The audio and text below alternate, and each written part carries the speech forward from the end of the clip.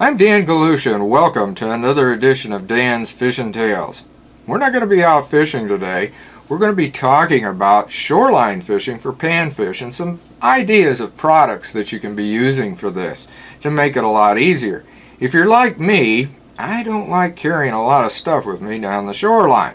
And I've used different things, backpacks and such and all that sort of stuff.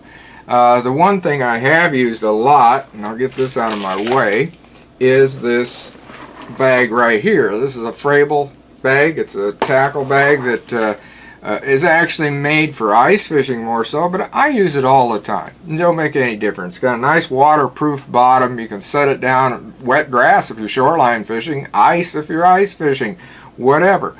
But again, I don't like carrying a lot of stuff, and I got quite a few things in here. So one of the things that I do is I'll use a couple of other boxes in conjunction with this box and also this one right here, which is a flex. It's a 3700 flex. Now you notice I've got a lot of custom jigs and spins in there. And yes, I'm going to use some of them, but I got an idea of what I want to use.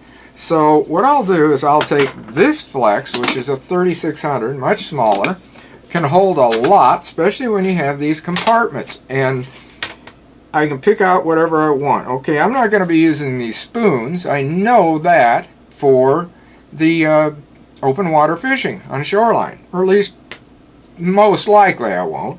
So why take those with me, right? Alright, I look around and I see some other spoons that I probably won't be using, a few other ice fishing lures, but now these rat finkies, yes, I would be. So if I don't want anything else but these rat finkies, I'll just take that box right there.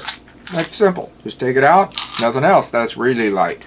But say I want to take a few other things. Okay, I can pop that into wherever I want to put it, and that's ready to go. That's slid into there. I can put some floats up here if I want, a few hooks. I've got those. In fact, I got those in here done a little bit different. I was able to get some of these, well, they're nitro bottles is what they are, like what you have for your heart. They're not mine, no. And I marked right on them this size of hook that's there. That happens to be a size 12 hook, very, very small, of course, and it's a true turn hook.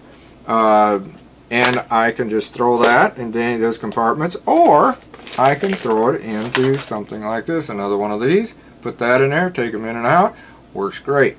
Same with split shot, because you can buy these separately. That's what's nice. And these right here, you can ride on those, and this is good if you're going to be doing some shoreline bass fishing. Well, even pan fishing, you can put some split shot in here, but I'll show you. On the inside of there, it's really made for your, like your worm sinkers. You put those down there. Then on the outside, just write the size and what have you on it. These are for a little bit bigger ones, but like I said, you can buy those separately. So all you got to do is put those in there and away you go. And that's one idea, but also, say you want to use something a little bit bigger, have something with you, such as your hemostats and all that stuff, or in my case, these are the new wolf finkies. Well, okay, the wolf finkies, I got them in here. These are reusable packs, so why throw them away? They can tell me what size they are, what color, and everything that I want to know, especially me, because I'm going to be doing a lot of field testing with it. I want to make record of that. And if I want to take any photos, I got the packages right here. Well, I can put them right in there. No problem. You can put all that stuff in there like that. I got another box. These are called Tutsos. And by the way, if you haven't seen a Tutso, I'll show it to you. No big deal in a way. They are a lot like a Ratso. I'll try to show you the head. And the difference is they're tungsten rather than your other normal head that you'd have in a Ratso. So that's a Tutso. Anyway, I want to keep those because I'm experimenting. These were sent out of custom jigs and spins, and I'm experimenting with them. So where am I going to put them? Well, I can't stick this box into the other one I showed you, but I can in this, and the reason being is I can make those compartments any way I want them. For ice fishing, I'd put this in there, and that's one of these little lights that regenerates those glow heads. And you could do that even at, on open water fishing, I guess. But these things come, these flexes come with all of these dividers, so that you can make this any way you want. You don't have to use this pattern. I mean, you can use the box if you want completely empty, no dividers at all. And that would be good for, like, say, putting a, since they're waterproof and they got the rust stricter base to them and all that stuff, you could put like a tablet in here if you're going to be using, like, say, with a Vexilar sonar phone. Perfect. Put your tablet in here. It's going to keep it waterproof. Of course, you're not going to see through it that well. You can see that because you got those ribs.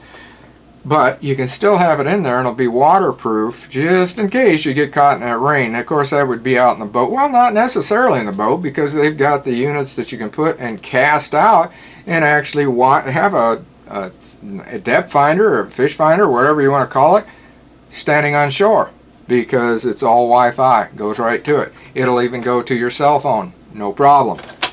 Anyway, that's some ideas there. Now, I'm going to bring up some other things. That's on the tackle storage and that sort of stuff. Here's a rod. It's a two-piece rod. It's going to be more than that after I get done whacking it into the ceiling. This is a Crappie Wizard, a B&M Crappie Wizard, teamed with the, in fact, I'll take this apart so I don't do anything to the tip. See, it's a two-piece. It makes it very, very nice.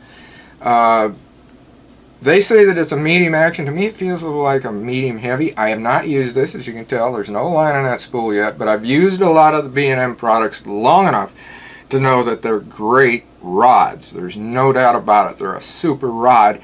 And I've been trying to experiment with different ones that they had, and this is the newest one that I've got, and I'm experimenting with them for my finger jigging technique, which you can see in another video because I've done plenty about finger jigging.